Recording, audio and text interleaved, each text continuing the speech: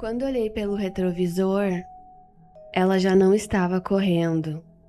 Estava grudada no vidro traseiro, do lado de fora, sorrindo, com as duas mãos espalmadas, como se pedisse para entrar.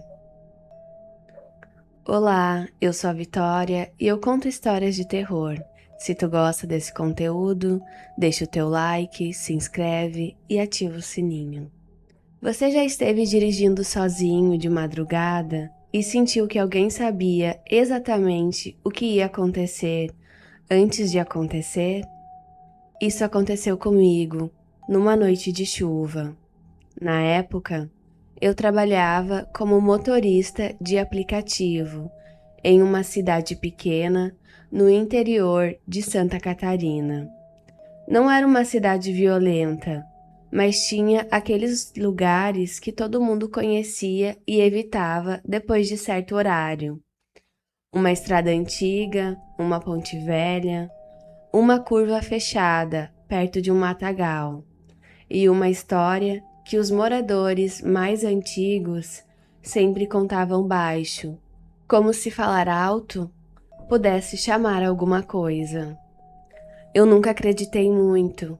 Para mim, história de estrada era sempre a mesma coisa. Gente cansada, pouca iluminação, imaginação trabalhando demais. Mas naquela noite, eu mudei de ideia. Era por volta de 13h10 da manhã quando apareceu uma corrida. O passageiro estava em frente a um antigo cinema desativado no centro. O prédio ainda existia, mas fazia anos que não funcionava. As letras do letreiro estavam quebradas, a marquise enferrujada e a calçada vivia vazia. O nome no aplicativo era Osvaldo, destino Hospital São Vicente. Eu estranhei, porque, se eu não estava enganado, aquele hospital tinha fechado muitos anos antes. Mesmo assim, o aplicativo mostrava a rota. Aceitei. Quando cheguei ao cinema antigo, vi um homem parado embaixo da marquise. Ele usava uma camisa social clara, calça escura e um casaco comprido. Estava segurando uma pasta de couro antigo debaixo do braço. O detalhe estranho era que chovia muito, mas ele não parecia molhado, nem um pouco. A calçada ao redor estava encharcada. A água escorria pela rua. Meu para-brisa estava quase todo embaçado, mas aquele homem parecia seco, como se a chuva não encostasse nele. Ele abriu a porta de trás e entrou. Sentou-se atrás de mim, do lado esquerdo. Boa noite, eu disse, tentando parecer normal. Ele respondeu com uma voz baixa. Boa noite, podemos ir? Comecei a corrida. Nos primeiros minutos, ele ficou em silêncio. Eu olhava pelo retrovisor de vez em quando. O homem estava sentado muito reto, com as duas mãos sobre a pasta de couro. Não mexia no celular, não olhava para fora, não fazia nada. Só parecia esperar. A chuva batia forte no vidro. As ruas do centro estavam vazias. Algumas luzes de comércio ainda ficavam acesas, mas não havia ninguém caminhando. A cidade inteira parecia ter sido desligada. Depois de alguns minutos, o GPS mandou virar para a estrada velha. Eu franzi a testa. Estranho, o aplicativo está mandando por dentro. O passageiro respondeu: é o caminho certo. Pela estrada velha? Sim. Eu respirei fundo. Aquela estrada cortava uma parte mais afastada da cidade. De dia já era ruim. De madrugada e com chuva, pior ainda. Mas a corrida estava curta e eu queria terminar logo. Virei. Assim que saímos da parte iluminada da cidade, a sensação dentro do carro mudou. A estrada era estreita, com mato alto dos dois lados. Os postes eram raros. O farol iluminava só a pista molhada, cheia de poças e folhas grudadas no asfalto. Foi então que o passageiro falou: "Quando chegarmos perto da chuva, não pare." Eu olhei pelo retrovisor. Como assim? Ele continuava olhando para frente. "Não pare, não importa o que veja." Achei que fosse brincadeira, mas ele não estava sorrindo. "Senhor, aconteceu alguma coisa nessa estrada?" Ele demorou alguns segundos para responder. "Acontece." Aquela palavra ficou no carro. Acontece. Não aconteceu. Não dizem que acontecem. Acontece. Eu senti um arrepio nos braços. Continuei dirigindo devagar. O limpador de para-brisa fazia aquele barulho repetitivo, indo e voltando, indo e voltando. A chuva deixava tudo borrado. O mundo fora do carro parecia feito de sombras e água. Então o rádio ligou sozinho. Eu tinha certeza de que estava desligado. Bem baixa, como se viesse de uma estação distante. Parecia aquelas músicas de baile antigo, com voz abafada e instrumentos fora de sintonia. Apertei o botão para desligar. Nada. O som continuou. O passageiro disse: "Não mexa." O rádio ligou sozinho. Eu sei. Meu estômago afundou. Faltavam poucos minutos para tal curva, e eu conhecia aquela curva.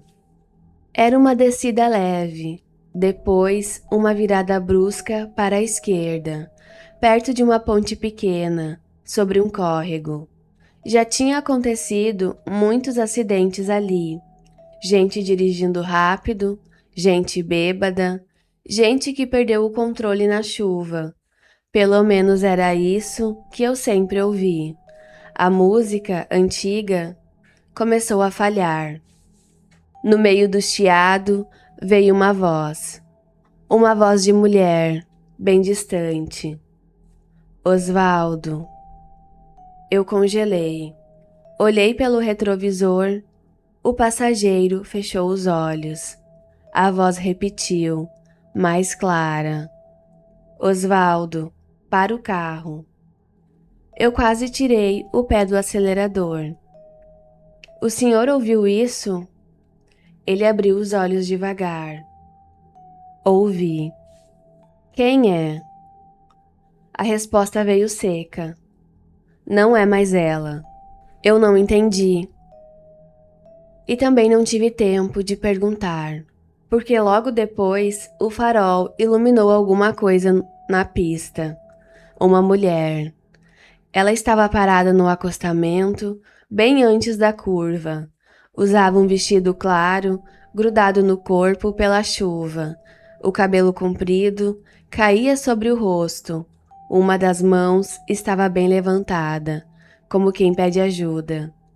Eu freiei por um reflexo, mas o passageiro falou alto: "Não pare. Tem uma mulher ali. Não pare." A mulher deu um passo em direção à pista. Eu diminuí mais. O passageiro se inclinou para a frente e, pela primeira vez, a voz dele saiu desesperada: "Se você parar, ela entra." Aquilo me fez gelar. Segurei o volante com força e passei pela mulher sem pensar. No instante em que o carro ficou ao lado dela, eu vi o rosto. Eu queria não ter visto. Ela estava sorrindo, mas não era um sorriso normal. Era largo demais. parado demais, como se o rosto tivesse sido puxado para os lados. Os olhos dela acompanhavam o carro e a boca se mexeu sem som. Me leva. Eu acelerei. Meu coração batia tão forte que parecia bater no volante. Olhei pelo retrovisor, mas em vez de ficar para trás, ela começou a correr. No começo, achei que era impossível. Ninguém correria daquele jeito, na chuva, naquela estrada, com aquele vestido pesado. Mas ela corria.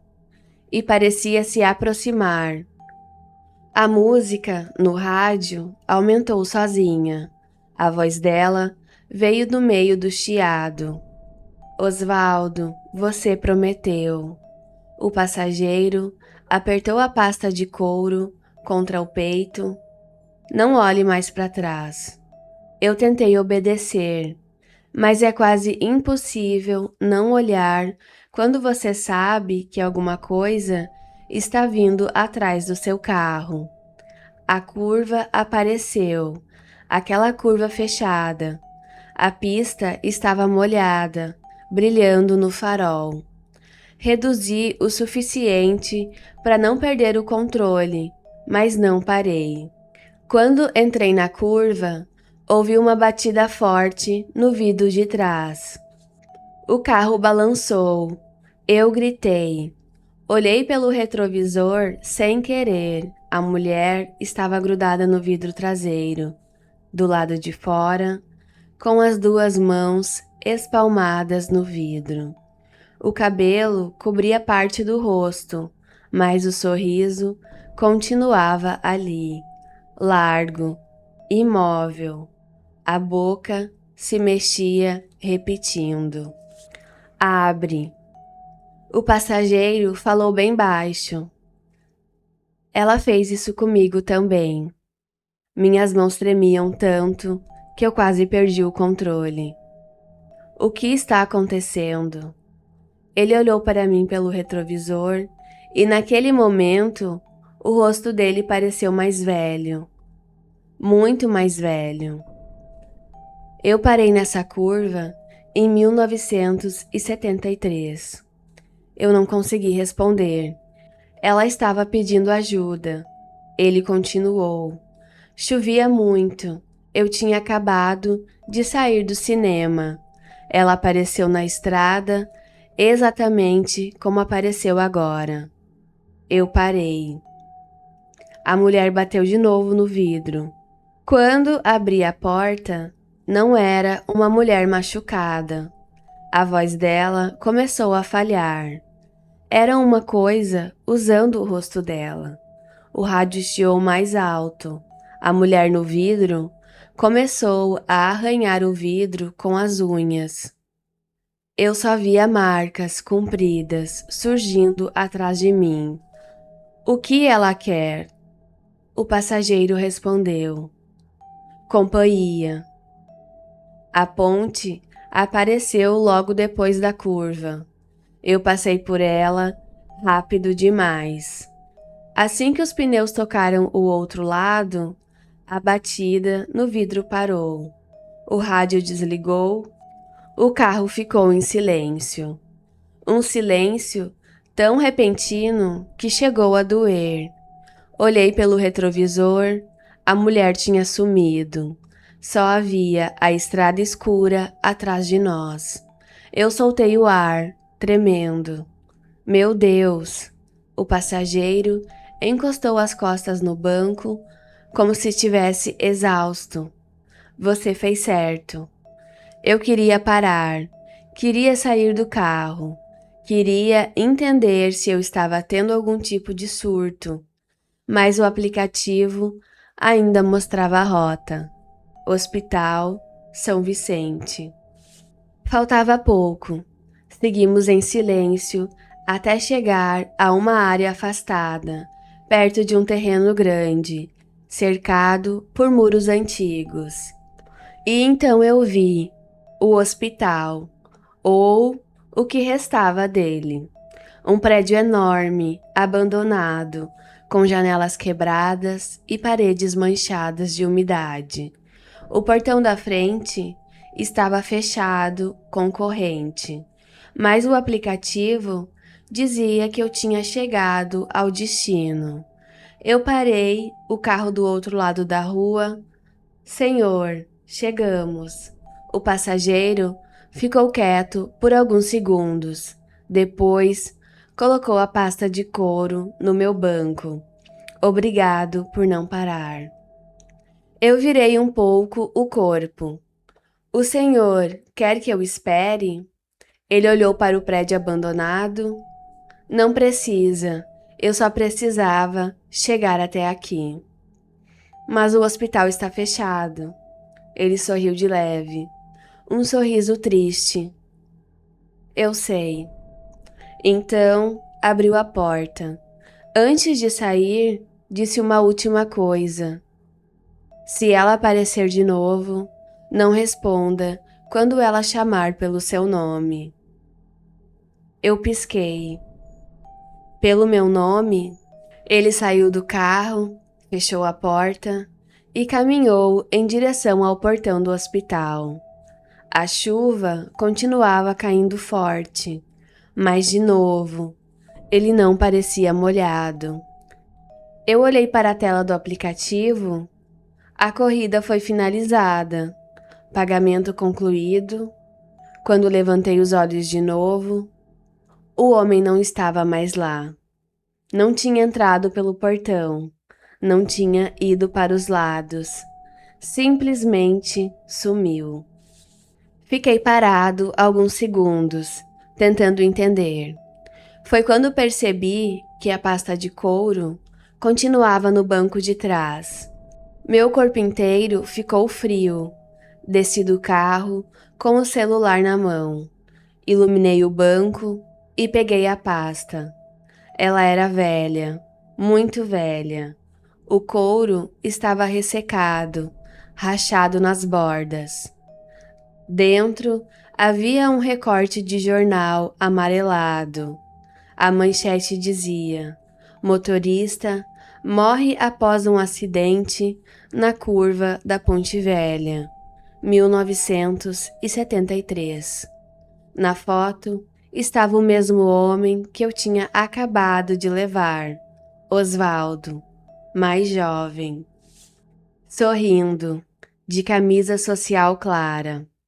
A matéria dizia que o carro dele havia sido encontrado, destruído, perto da ponte. Testemunhas da época afirmaram que ele teria desviado de uma mulher no meio da estrada. Mas nenhum corpo de mulher foi encontrado. Eu larguei o jornal no banco, como se queimasse minha mão. Entrei no carro e fui embora.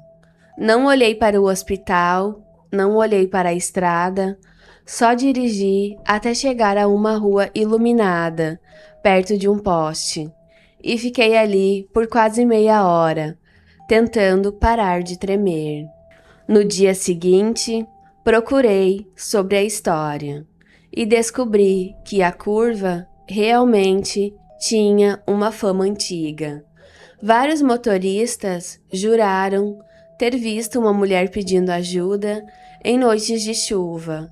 Alguns pararam, outros desviaram, outros perdiam o controle. Mas sempre havia um detalhe igual.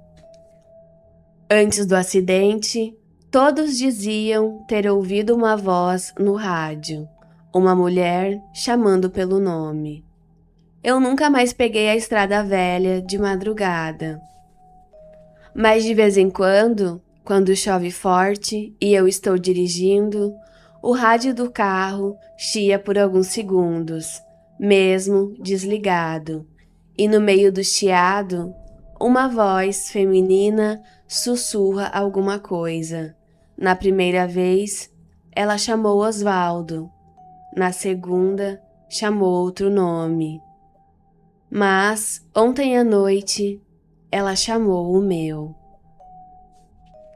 Você já sentiu que tinha alguém no banco de trás, mesmo sabendo que só havia uma pessoa ali? Isso aconteceu comigo numa noite de domingo. Eu trabalhava como motorista de aplicativo em uma cidade no interior de São Paulo. Não era uma cidade grande, mas também não era pequena.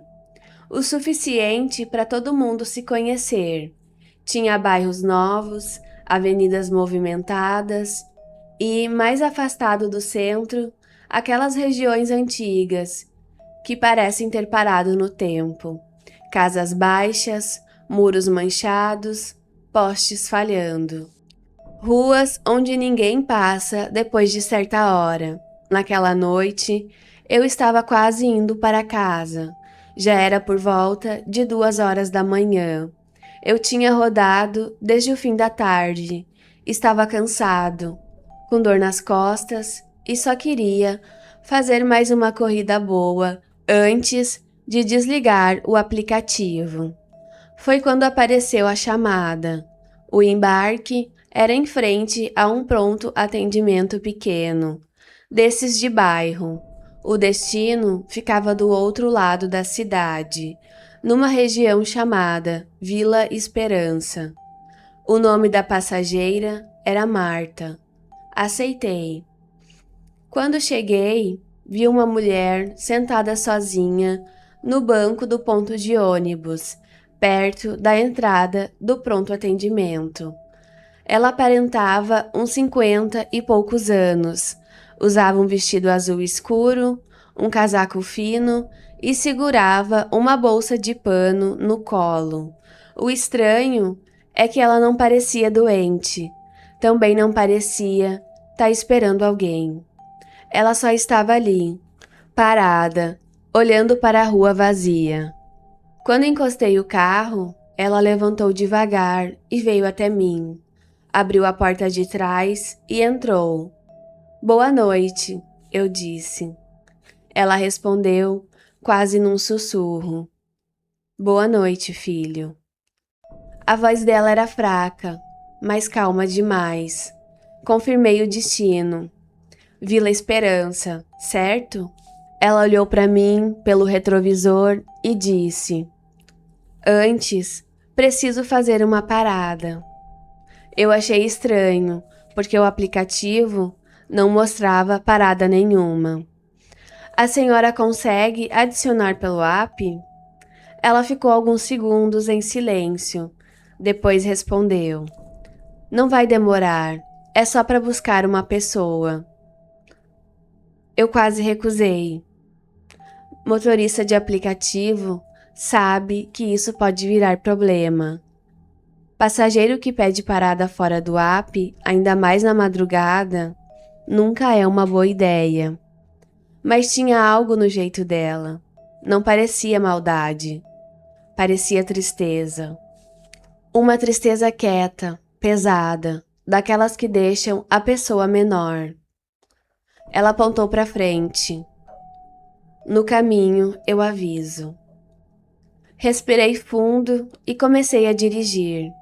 Nos primeiros minutos, ela não falou nada. Ficava sentada atrás de mim, com a bolsa apertada contra o peito. Ela olhava pelo retrovisor às vezes, mas mantinha o rosto virado para a janela. A cidade estava quase vazia. Passamos por farmácia 24 horas, por um posto fechado, por uma praça com brinquedos infantis, molhados de sereno. A madrugada tinha aquele silêncio de domingo acabando, um silêncio que parece mais pesado do que os outros dias.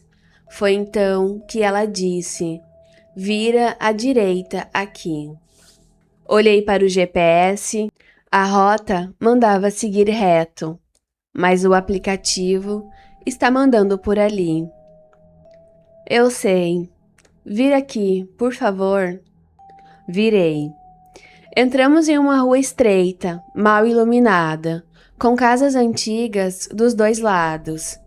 Algumas tinham portões de ferro baixo, outras estavam fechadas com tapumes. O asfalto era ruim, cheio de remendos. Depois de 2 quadras, ela falou: "Pode parar ali." Parei em frente a uma casa pequena, pintada de branco, mas já toda descascada. Tinha uma varanda estreita, uma janela de madeira e uma porta verde escura. Nenhuma luz acesa, nenhum movimento. "A pessoa tá aí?" perguntei. Ela olhou para a casa. "Está." Fiquei esperando ela sair, mas ela não se mexeu. Só continuou encarando a porta verde. Alguns segundos se passaram, depois mais alguns. Eu comecei a ficar desconfortável. "A senhora quer que eu buzine?" Ela respondeu rápido: "Não." A voz dela mudou, ficou seca, quase assustada. "Não buzine." O carro ficou em silêncio. Foi aí que eu ouvi 3 batidas na porta da casa. Meu corpo gelou, porque ninguém tinha descido do carro. A mulher continuava sentada no banco de trás. Eu estava com as mãos no volante e a porta da casa tinha acabado de ser batida por alguém. Olhei pelo retrovisor.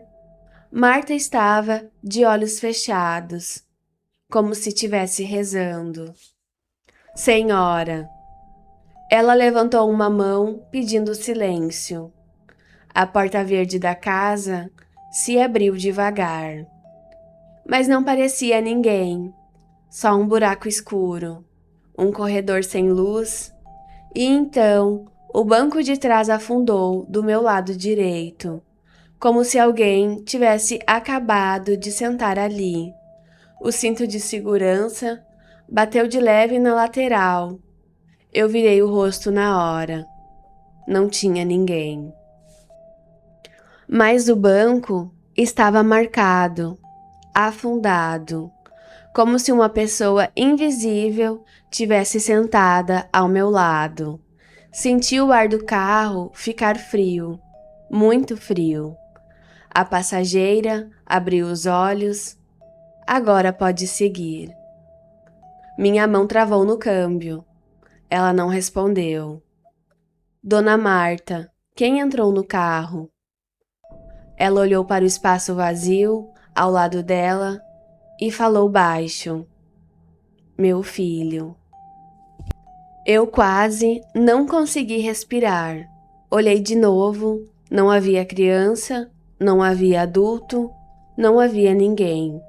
Só o banco afundado e o cinto tremendo levemente, como se alguém tivesse acabado de puxar. "Senhora, eu não estou vendo ninguém." Ela continuou olhando para o lado. "Eu sei." Nesse momento, pensei em encerrar a corrida e sair dali. Mas antes que eu fizesse qualquer coisa, ouvi uma voz no banco de trás. Uma voz jovem, baixa, rouca. "Mãe." Foi só uma palavra, mas foi o suficiente para as minhas pernas ficarem moles. Eu olhei no retrovisor. Marta estava chorando. As lágrimas desciam em silêncio pelo rosto dela. "Eu vim te buscar." Ela sussurrou. O GPS travou. A tela ficou congelada no meio da rua. E de repente, o aplicativo mudou o destino sozinho. Antes, era Vila Esperança. Agora parecia Cemitério Municipal, Portão dos Fundos. Eu senti meu estômago afundar. "Senhora, eu não vou para o cemitério agora." Ela olhou para mim e pela primeira vez parecia realmente desesperada. "Por favor, é a última vez." Ela apertou a bolsa no colo. "Ele não consegue ir sozinho." A voz do banco vazio falou de novo. Está frio.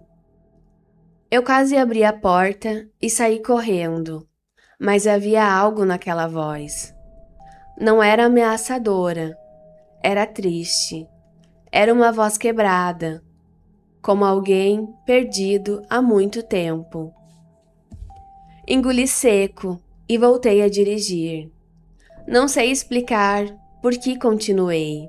Talvez medo, talvez pena, talvez aquele tipo de impulso que você só entende depois, quando já é tarde demais.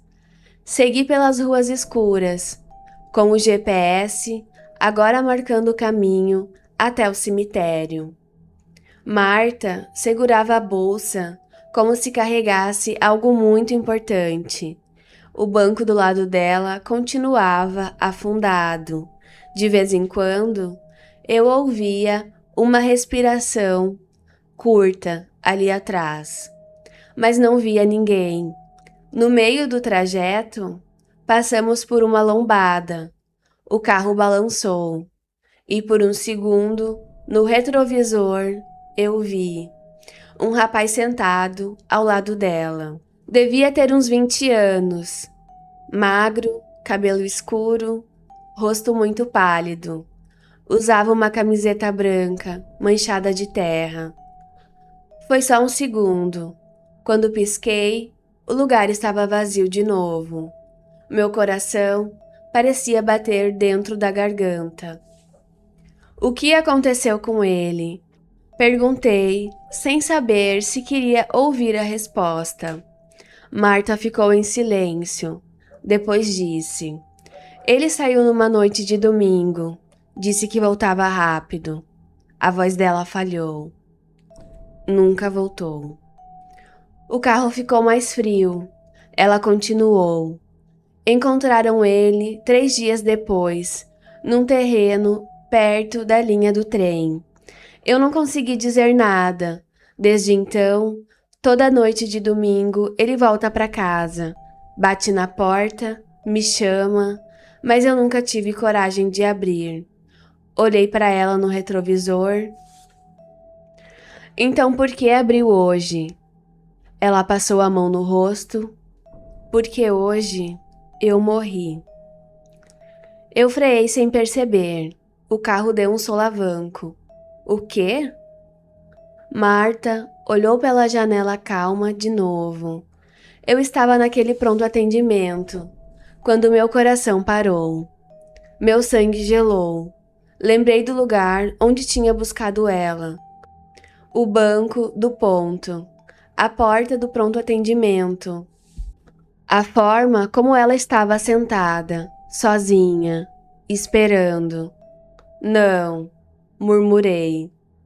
Ela abriu a bolsa de pano. Lá dentro havia uma roupinha dobrada, uma fotografia antiga e um terço. A foto mostrava Marta, mais jovem, sorrindo ao lado de um menino. O mesmo menino que por um segundo eu tinha visto no retrovisor. Eu pedi muito tempo para buscar ele, ela disse. Muito tempo. A voz invisível no banco, ao lado dela, sussurrou.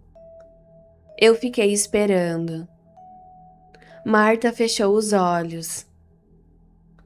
Eu sei, meu filho. Chegamos perto do cemitério. O portão principal estava fechado. Como sempre, estaria àquela hora. Mas o GPS mandava contornar o muro e seguir até os fundos.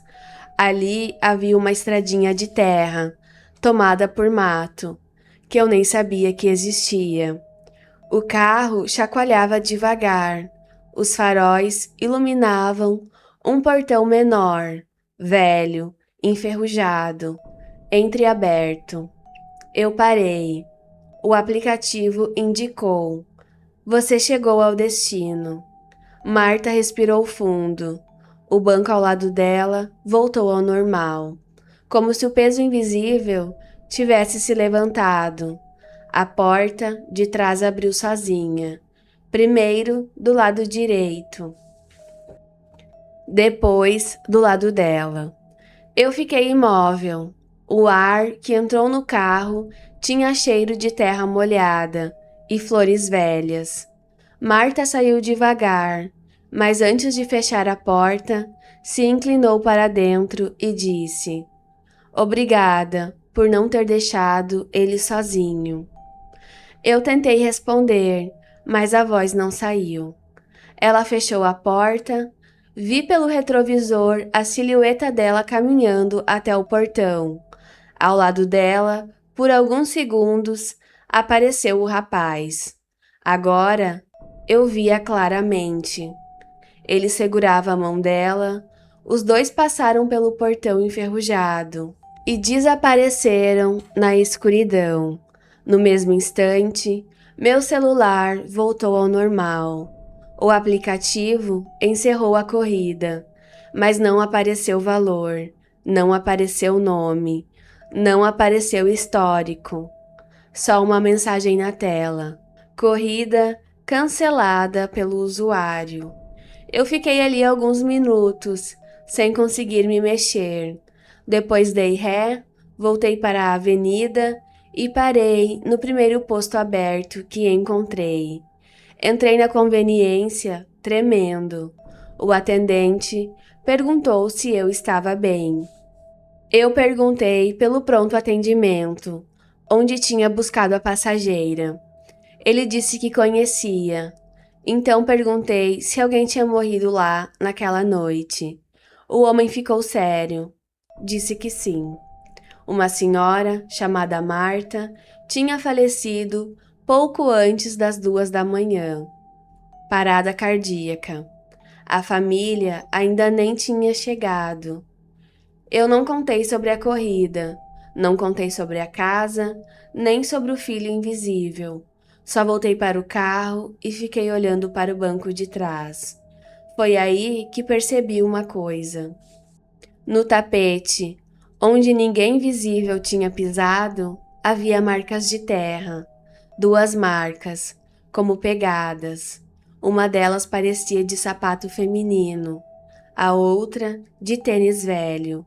E no banco, perto da porta, havia uma fotografia. A mesma foto que Marta tinha tirado da bolsa. Atrás dela, escrito com letra tremida, estava: "Agora nós voltamos juntos." Depois daquela noite, fiquei semanas sem dirigir. Hoje eu voltei, mas nunca mais aceito corrida perto de pronto atendimento depois da meia-noite, porque toda noite de domingo o aplicativo ainda toca, sempre no mesmo horário, sempre no mesmo lugar, e quando eu olho o destino, aparece apenas Portão dos Fundos.